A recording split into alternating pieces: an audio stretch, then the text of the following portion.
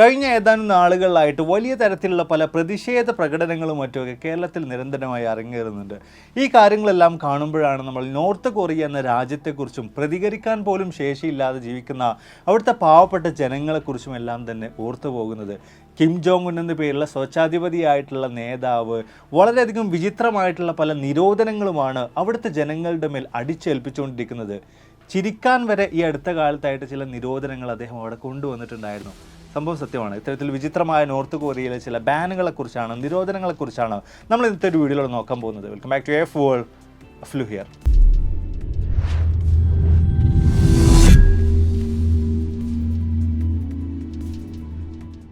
നമ്മുടെ ലിസ്റ്റിലെ ഒന്നാമത്തെ ബാൻ ചിരി നിരോധനം തന്നെയാണ്. ഈ കഴിഞ്ഞ നാളുകളിലായിരുന്നു ഇത്തരം ഒരു വളരെയേറെ വിചിത്രമായിട്ടുള്ളൊരു നിരോധനം കിം ജോങ് ഉൻ എന്ന പേരുള്ള സ്വച്ഛാധിപതിയായ നേതാവ് ജനങ്ങൾക്ക് മേൽ അടിച്ചേൽപ്പിച്ചിട്ടുണ്ടായിരുന്നത്. തൻ്റെ അച്ഛനായിരുന്ന മുൻ ഭരണാധികാരിയുടെ മരണദിനത്തോടനുബന്ധിച്ച് വന്ന ഏതാനും ദിവസങ്ങൾ, കൃത്യമായി പറയുകയാണെങ്കിൽ 11ഓളം ദിവസങ്ങളാണ് ഇത്തരത്തിൽ വിചിത്രമായ നിലയിൽ ചിരി നിരോധനം അദ്ദേഹം അവിടെ ഏർപ്പെടുത്തിയിട്ടുണ്ടായിരുന്നത്. അതിനാലൊക്കെ തന്നെ ഈ 11 ദിവസങ്ങളിലും ഒരാൾ പോലും അവിടെ ചിരിക്കാൻ പാടില്ല, ഒരു തരത്തിലുള്ള ആഘോഷങ്ങളോ ഉത്സവങ്ങളോ ഒന്നും തന്നെ അവിടെ ആരും നടത്താൻ പാടില്ല എന്ന നിലയിലൊക്കെയായിരുന്നു ഈ ഒരു നിയമം അവിടെ അദ്ദേഹം കൊണ്ടുവന്നിട്ടുണ്ടായിരുന്നത്. ഈ ഒരു നിയമം കേൾക്കുമ്പോൾ തന്നെ നമുക്കൊക്കെ ചിരി വരുന്നുണ്ടായിരിക്കും. പക്ഷേ അവിടുത്തുകാർ ഈ നിയമം കേട്ട് ചിരിച്ചു കഴിഞ്ഞാൽ അവരുടെ തല പോകുമെന്നതായിരുന്നു അവിടുത്തെ ഒരു സ്ഥിതി. കാരണം അത്രയേറെ ക്രൂരമായ നിയമ നടപടികൾ തന്നെയാണ് ഈ ഒരു കാര്യവുമായി ബന്ധപ്പെട്ടുകൊണ്ട് പോലും അവിടെ അവർ കൈക്കൊണ്ടിട്ടുള്ളത്. രണ്ടാമതായിട്ട് വരുന്ന ഒരു കാര്യം ഫോറിൻ മൂവീസുമായി ബന്ധപ്പെട്ട, ഫോറിൻ സോങ്സുമായി ബന്ധപ്പെട്ടതാണ്. നമ്മളൊക്കെ പലതരത്തിലുള്ള വിദേശ സിനിമകളും പാട്ടുകളും എല്ലാം തന്നെ ഒരുപോലെ കേട്ട് ആസ്വദിക്കാറുണ്ട്. പക്ഷെ ഒരു കാരണവശാലും ഇത്തരത്തിലുള്ള വിദേശ സിനിമകളോ വിദേശ ഭാഷയിലുള്ള പാട്ടുകളോ ഒന്നും തന്നെ കേൾക്കാൻ അവിടുത്തുകാർക്ക്, നോർത്ത് കൊറിയക്കാർക്ക് യാതൊരു വിധത്തിലും അനുവാദമില്ല. അത് പൂർണ്ണമായിട്ടും അവിടെ ബാൻ ചെയ്തിരിക്കുകയാണ്. സാധാരണ ഇതിലിപ്പോൾ വലിയ തരത്തിൽ തന്നെ യുവാക്കളുടെ ഇടയിൽ ട്രെൻഡ് ആയിക്കൊണ്ടിരിക്കുന്ന ഒരു കാര്യമാണല്ലോ ഈ ഒരു കൊറിയൻ മൂവീസ് എന്ന് പറയുന്നത്, സൗത്ത് കൊറിയയിൽ നിന്നുള്ള മൂവീസ്. അത്തരത്തിലുള്ള മൂവികൾ അവിടെ ആളുകൾ കാണുകയാണെങ്കിൽ, അവിടെ അവർ പ്രചരിപ്പിക്കുകയാണെങ്കിൽ അവരെ കാത്തിരിക്കുന്നത് അവിടെ മരണമാണ്. കഴിഞ്ഞ ഏതാനും നാളുകൾക്ക് മുമ്പേ തന്നെ ഇത്തരത്തിൽ സൗത്ത് കൊറിയൻ മൂവീസ് അല്ലെങ്കിൽ കൊറിയൻ മൂവീസൊക്കെ പ്രചരിപ്പിച്ചതിൻ്റെ ഭാഗമായിട്ടൊക്കെ ചില ആളുകളെ നിഷ്കരണം അവിടെ വധിക്കുക കൂടി ചെയ്തിട്ടുണ്ടായിരുന്നു. തീർച്ചയായിട്ടും നമ്മൾ കേൾക്കുമ്പോൾ ഭയങ്കരധികം ആശ്ചര്യം തോന്നുന്ന കാര്യങ്ങൾ തന്നെയാണിത്. മൂന്നാമതായിട്ട് വരുന്ന കാര്യവും ഇത്തരത്തിൽ നമ്മൾ ആശ്ചര്യപ്പെടുത്തുന്ന കാര്യമാണ്. എങ്ങാനും സ്വച്ഛാധിപതിയായിട്ടുള്ള കിം ജോങ് ഉൻ, അവിടുത്തെ ഭരണാധികാരി, സംസാരിച്ചുകൊണ്ടിരിക്കുന്നതിനിടയിൽ ആരെങ്കിലും ഉറങ്ങുകയാണ് എങ്കിൽ അവരവിടെ കാത്തിരിക്കുന്നത് മരണമാണ് എന്നൊരു കാര്യമാണ്. അദ്ദേഹം സംസാരിച്ചുകൊണ്ടിരിക്കെ ഉറങ്ങുന്ന കാര്യവും അവിടെ പൂർണ്ണമായിട്ടും നിരോധിച്ചിരിക്കുകയാണ്. അതിനിപ്പോൾ എത്ര വലിയ ഉദ്യോഗസ്ഥനാണ് എങ്കിൽ പോലും ഈ ഒരു നിയമം അവിടെ ബാധകമാണ്. മാത്രമല്ല, ആരെങ്കിലും അദ്ദേഹം സംസാരിച്ചുകൊണ്ടിരിക്കുന്നതിൻ്റെ ഇടയിൽ ഉറങ്ങിക്കഴിഞ്ഞാൽ അദ്ദേഹം അതിനെ കണക്കാക്കുന്നത് അദ്ദേഹത്തെ ഡിസ്റെസ്പെക്ട് ചെയ്തു എന്നുള്ള നിലയിലാണ്. അതിനാലൊക്കെ തന്നെ ആ വ്യക്തികളെ വളരെ ക്രൂരമായ നിലയിൽ തന്നെ കൊലപ്പെടുത്തുമെന്നതാണ് അവിടെ അവർ ഫോളോ ചെയ്ത് വന്നുകൊണ്ടിരിക്കുന്ന ഒരു രീതി. ഈ അടുത്ത കാലങ്ങളിലായിട്ട് നോർത്ത് കൊറിയയുടെ defence minister Kim Jong Un സംസാരിച്ചുകൊണ്ടിരിക്കുന്നതിനിടയിൽ അറിയാതെ ഉറങ്ങിപ്പോയിട്ടുണ്ടായിരുന്നു. അയാളെ വളരെ ക്രൂരമായ നിലയിൽ തന്നെ പൊതുജന മധ്യത്തിൽ വെച്ചുകൊണ്ട് വധിക്കുകയാണ് ചെയ്തിട്ടുണ്ടായിരുന്നത്. പൊതുവെ കൂടുതലായിട്ടുള്ള കാര്യങ്ങളൊന്നും നോർത്ത് കൊറിയയുമായി ബന്ധപ്പെട്ട് പുറം ലോകങ്ങൾ അറിയാറില്ല. പൂർണ്ണമായിട്ടും ഇൻ്റർനെറ്റിനും അവിടെ വലിയ തരത്തിലുള്ള ബാൻ തന്നെയാണ് കൊണ്ടുവന്നിട്ടുള്ളത്. ആ ഒരു കാര്യത്തിലേക്ക് തന്നെ നമ്മൾ നോക്കുമ്പോൾ അവിടെയുള്ള ചില ഗവൺമെൻറ് ഒഫീഷ്യൽസിനും വലിയ പ്രതാപശാലികളായിട്ടുള്ള ആളുകൾ, അല്ലെങ്കിൽ കിം ജോങ് ഉന്നിൻ്റെ കുടുംബമൊക്കെ പഠിച്ചുകൊണ്ടിരിക്കുന്ന, കുടുംബത്തിൽപ്പെട്ട ആളുകളൊക്കെ പഠിച്ചുകൊണ്ടിരിക്കുന്ന ചില സ്കൂളുകളിൽ മാത്രമാണ് ഇൻ്റർനെറ്റ് സേവനം ലഭ്യമായിട്ടുള്ളത്. അതും പൂർണ്ണമായിട്ടും മോണിറ്റർ ചെയ്തിട്ടൊക്കെയാണ് ജനങ്ങളിലേക്ക് ലഭിക്കുന്നത്. അതും വളരെ ചുരുങ്ങിയ ആളുകൾക്ക് മാത്രം ലഭിക്കുന്നത്.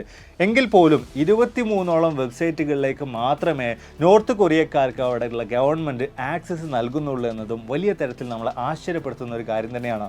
അഞ്ചാമതായിട്ട് വരുന്ന കാര്യം സ്ത്രീകളുടെ ഡ്രൈവിങ്ങുമായി ബന്ധപ്പെട്ടതാണ്. സ്ത്രീകൾ അവിടെ വാഹനം ഓടിക്കുന്നത് പൂർണ്ണമായിട്ടും വിലക്കിയിരിക്കുകയാണ്. ഒരു കാരണവശാലും അവിടെ ഒരൊറ്റ സ്ത്രീക്ക് പോലും വാഹനം ഓടിക്കാൻ, ഡ്രൈവ് ചെയ്യാൻ യാതൊരു വിധത്തിലുള്ള അനുമതിയും ഭരണകൂടം നൽകുന്നില്ല. എങ്ങാനും ഇത്തരത്തിലുള്ള ഡ്രൈവിംഗ് പോലുള്ള കാര്യങ്ങളൊക്കെ ചെയ്തു കഴിഞ്ഞാൽ വലിയ കൊടിയ ശിക്ഷകൾ തന്നെയാണ് അവരവിടെ കാത്തിരിക്കുന്നത്. ഇനിയിപ്പോൾ ഡ്രൈവ് ചെയ്യുന്ന ആളുകളെ കുറിച്ച് തന്നെ നമ്മൾ നോക്കുമ്പോൾ നോർത്ത് കൊറിയയിലുള്ള ഗവൺമെൻറ് അനുമതി നൽകിയിട്ടുള്ള വളരെ കുറഞ്ഞ ആളുകൾക്ക് മാത്രമേ ഡ്രൈവിംഗ് ചെയ്യാനുള്ള അനുമതിയുള്ളൂ, ഡ്രൈവിംഗ് ലൈസൻസ് ഉള്ളൂ എന്നൊരു കാര്യം നമുക്കവിടെ മനസ്സിലാക്കാൻ സാധിക്കുന്നുണ്ട്. അടുത്തതായിട്ട് ആറാമതായി വരുന്ന കാര്യം ഇൻ്റർനാഷണൽ കോളിങ്ങുമായി ബന്ധപ്പെട്ടതാണ്.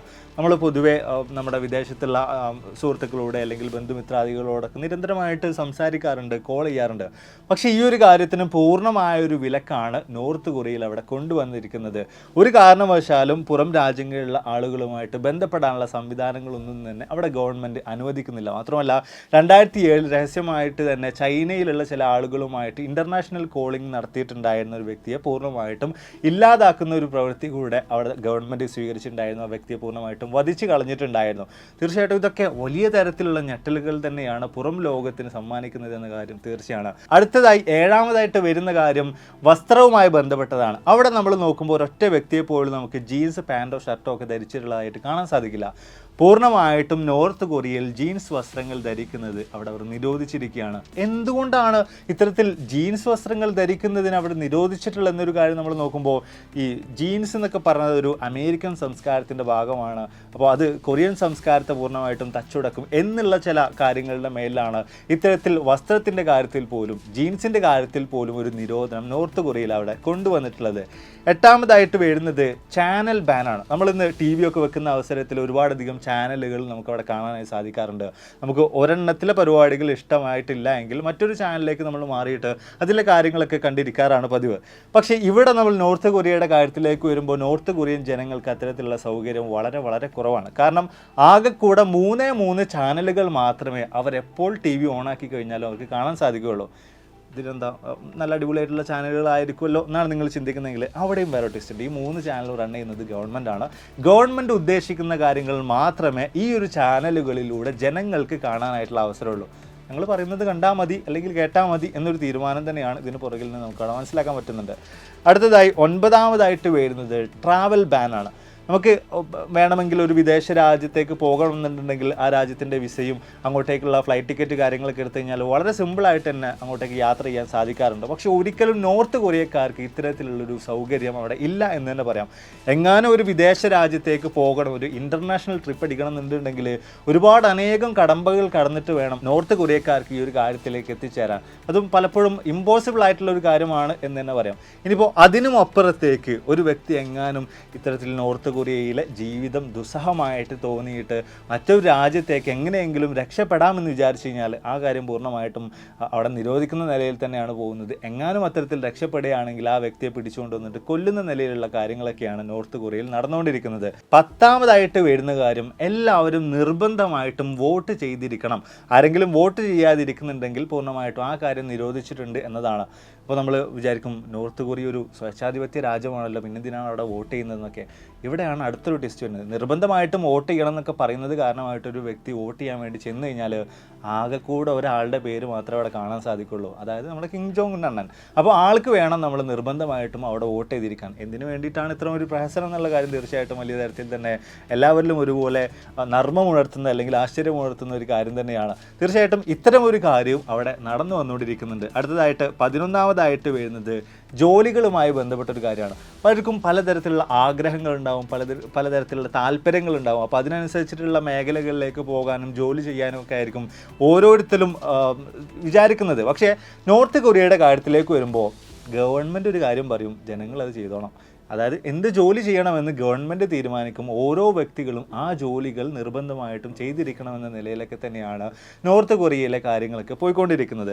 അടുത്തത് വരുന്നത് 12ാമതായിട്ട് വരുന്നത് ഹെയർ കട്ടുമായി ബന്ധപ്പെട്ടതാണ്. 20 ഹെയർ കട്ടുകൾ കിം ജോങ് ഉൻ അവിടെ പറഞ്ഞു നൽകിയിട്ടുണ്ട്. അതിനപ്പുറത്തേക്ക് വെട്ടുന്നത് പൂർണ്ണമായിട്ടും നിരോധിച്ചിരിക്കുകയാണ്. അതിൽ 12 സ്ത്രീകൾക്കും 8 പുരുഷന്മാർക്കുമാണ്. അപ്പോൾ ആ ഒരു രീതികളിൽ മാത്രമേ നോർത്ത് കൊറിയയിലുള്ള ജനങ്ങൾക്ക് മുടി വെട്ടാൻ പോലും, അത് എന്താ പറയുക, സ്വന്തം ആവശ്യങ്ങൾ ചെയ്യാന്നൊക്കെ പറയുന്ന നിലയിൽ വരുന്നതാണ്. ഒരു മനുഷ്യൻ്റെ മൗലികാവകാശം എന്ന നിലയിലൊക്കെ നമ്മൾ കണക്കാക്കുന്ന കാര്യങ്ങളാണ്. പക്ഷെ അതിന് പോലും അവിടെ വലിയ തരത്തിലുള്ള നിയന്ത്രണങ്ങളാണ് അധികാരികൾ കൊണ്ടുവന്നിട്ടുള്ളത്. 13ാമതായിട്ട് വരുന്ന കാര്യവും ഇത്തരത്തിലൊരു കോമഡി നിറഞ്ഞ കാര്യം തന്നെയാണ്. കിം എന്ന പേരിടുന്നത് നോർത്ത് കൊറിയയിൽ നിരോധിച്ചിരിക്കുകയാണ്. കിം ജോങ് ഉൻ അധികാരത്തിലേറിയതിന് ശേഷമാണ് ഇത്തരമൊരു വിചിത്രമായിട്ടുള്ള നിയമം അദ്ദേഹം കൊണ്ടുവന്നിട്ടുള്ളത്. മറ്റൊരാൾക്കും ഇനി ആ ഒരു പേരിടാൻ സാധിക്കില്ല എന്നതാണ് അവിടുത്തെ ഏറ്റവും വലിയ പ്രത്യേകത. മാത്രവുമല്ല, മുമ്പേ കിം ജോങ് ഉൻ അധികാരത്തിലേറുന്നതിന് മുമ്പേ തന്നെ കിം എന്ന പേരുണ്ടായിരുന്നവരുടെ എല്ലാം തന്നെ പേരുകൾ അദ്ദേഹം മാറ്റിപ്പിക്കുകയും ചെയ്തിട്ടുണ്ടായിരുന്നു, മറ്റൊരു പേരിലേക്ക് ആക്കുകയും ചെയ്തിട്ടുണ്ടായിരുന്നു. 14ാമതായിട്ട് വരുന്നത് ടൂറിസ്റ്റുകളുമായി ബന്ധപ്പെട്ടതാണ്. ഒരുപാടധികം കടമ്പകൾക്കൊടുവിൽ ലോകത്തിൻ്റെ മറ്റേത് രാജ്യങ്ങളിലുള്ള വ്യക്തികൾക്കും ഈ ഒരു നോർത്ത് കൊറിയ സന്ദർശിക്കാൻ സന്ദർശിക്കാനുള്ള അവസരമൊക്കെ ലഭിക്കും. പല ആളുകളും അത്തരത്തിൽ നോർത്ത് കൊറിയയിൽ പോയിട്ട് ചെയ്ത വീഡിയോകളൊക്കെ, അപൂർവമായിട്ടുള്ള ചില വീഡിയോകളൊക്കെ തീർച്ചയായിട്ടും നിങ്ങൾ ഇൻ്റർനെറ്റിലൊക്കെ കണ്ടിട്ടുണ്ടായിരിക്കും. പക്ഷേ വളരെയധികം റെസ്ട്രിക്റ്റഡ് ആയിട്ടുള്ള നിലയിൽ മാത്രമേ ടൂറിസ്റ്റുകൾക്ക് നോർത്ത് കൊറിയക്കകത്ത് പെരുമാറാൻ സാധിക്കുകയുള്ളൂ, കാഴ്ചകൾ കാണാൻ സാധിക്കുകയുള്ളൂ. അതിനും അപ്പുറത്തേക്ക് നമ്മളവിടെ എന്തെങ്കിലും തരത്തിലുള്ള വീഡിയോകളോ ഫോട്ടോകളോ ഒക്കെ എടുക്കുകയാണെങ്കിൽ ഏത് സമയത്ത് വേണമെങ്കിലും മിലിറ്ററിക്ക് വന്നിട്ട് അതെല്ലാം പരിശോധിക്കാനും അതൊക്കെ ഡിലീറ്റ് ചെയ്യാനുള്ള അവകാശമുണ്ട്, അധികാരമുണ്ട്. 17ാമത്തെ കാര്യം ഫെർട്ടിലൈസറുമായി ബന്ധപ്പെട്ടതാണ്, കീടനാശിനികളുമായി ബന്ധപ്പെട്ടതാണ്. ഈ അടുത്ത കാലങ്ങളിലായിട്ട് രാസ കീടനാശിനികൾ ഉപയോഗിക്കുന്നത് പൂർണ്ണമായിട്ടും കിം ജോങ് ഉൻ വിലക്കിയിട്ടുണ്ട്. അപ്പോൾ അതിന് പകരം എന്താണ് പിന്നെ ചെയ്യുന്നത്? അതിന് മാത്രമൊക്കെ ജൈവവളം ഇവരുടെ കയ്യിലുണ്ടോ എന്നൊക്കെ നമ്മൾ ചിന്തിക്കുകയാണെങ്കിൽ അവിടെ നമ്മൾ വളരെയധികം ആശ്ചര്യത്തോടു കൂടി കാണുന്ന ഒരു കാര്യം, ഹ്യൂമൻ എക്സ്ക്രീറ്റ് അല്ലെങ്കിൽ മനുഷ്യ വിസർജ്യമാണ് അവിടുത്തുകാർ ഇന്ന് വലിയ തോതിൽ തന്നെ വളമായിട്ട് ഉപയോഗിച്ചുകൊണ്ടിരിക്കുന്നത് എന്നൊരു കാര്യമാണ്. ഇതിനു വേണ്ടിയാണ് ഇത്രയധികം വിചിത്രമായ ചില കാര്യങ്ങളൊക്കെ അദ്ദേഹം ചെയ്തുകൊണ്ടിരിക്കുന്നതെന്ന് തീർച്ചയായിട്ടും വലിയ തരത്തിൽ തന്നെ ലോകത്തുള്ള എല്ലാ ജനങ്ങളിലും ഒരുപോലെ ആശ്ചര്യമുണ്ടാക്കുന്നതാണ്, പലപ്പോഴും നർമ്മമുണർത്തുന്ന കാര്യങ്ങൾ കൂടിയാണ്. ഏറ്റവും അവസാനമായിട്ട് 18ാമതായിട്ട് വരുന്ന കാര്യം സൂയിസൈഡുമായി ബന്ധപ്പെട്ടതാണ്. ഒരാൾക്ക് ഇത്തരത്തിലുള്ള കാര്യങ്ങളെല്ലാം തന്നെ സഹിച്ച് മതിയായിട്ട് ആ വ്യക്തി സൂയിസൈഡ് ചെയ്യുകയാണെന്നുണ്ടെങ്കിൽ പക്ഷെ അതുകൊണ്ടൊന്നും അവിടെ കാര്യങ്ങൾ തീരുന്നില്ല. ആ വ്യക്തിയുടെ കുടുംബത്തെ പോലും പിന്നെ വലിയ തോതിൽ തന്നെ ഗവൺമെൻറ് ശിക്ഷിക്കുന്നതായിരിക്കും. ഏറ്റവും ഒടുവിൽ അവരെയും തൂക്കിക്കൊല്ലുന്നതായിരിക്കും. അതായത് കുടുംബത്തിലെ ഒരു വ്യക്തി ആത്മഹത്യ ചെയ്തു കഴിഞ്ഞാൽ ആ കുടുംബത്തിലുള്ള എല്ലാവരെയും ഒരുപോലെ തൂക്കിക്കൊല്ലുന്ന നിലയിലേക്കാണ് അവിടെ കാര്യങ്ങൾ പോയിക്കൊണ്ടിരിക്കുന്നതെന്ന് ചുരുക്കം. അപ്പോൾ എന്തായാലും നമ്മളൊരു വീഡിയോസോടെ വൈൻഡപ്പ് ചെയ്യാണ്. വീഡിയോ തീർച്ചയായും നിങ്ങൾക്ക് ഇഷ്ടപ്പെട്ട് കാണും. നോർത്ത് കൊറിയ എന്ന് പറയുന്ന വിചിത്രമായ രാജ്യത്തിലെ വിചിത്രമായ ചില നിരോധനങ്ങളെക്കുറിച്ചും നിയമങ്ങളെക്കുറിച്ചൊക്കെ നിങ്ങൾക്ക് മനസ്സിലാക്കാൻ സാധിച്ചെന്ന് വിചാരിക്കുന്നു. അപ്പോൾ ഇത്രയും കാര്യങ്ങൾ നമ്മൾ പറഞ്ഞതിൽ ഏതാണ് നിങ്ങൾക്ക് വളരെയധികം ആശ്ചര്യകരമായിട്ട് തോന്നിയത്, നിങ്ങൾ അത്ഭുതപ്പെടുത്തുന്ന രീതിയിലേക്ക് മാറിയത് എന്നതിനെക്കുറിച്ച് തീർച്ചയായിട്ടും താഴ്ന്ന് രേഖപ്പെടുത്താൻ മറക്കരുത്. അപ്പോൾ ഇതിൽ നിന്ന് ഒരുപാട് വീഡിയോസുകളുമായി കണ്ടുവിട്ടാണ് പ്രതീക്ഷയോടെ. ബൈ.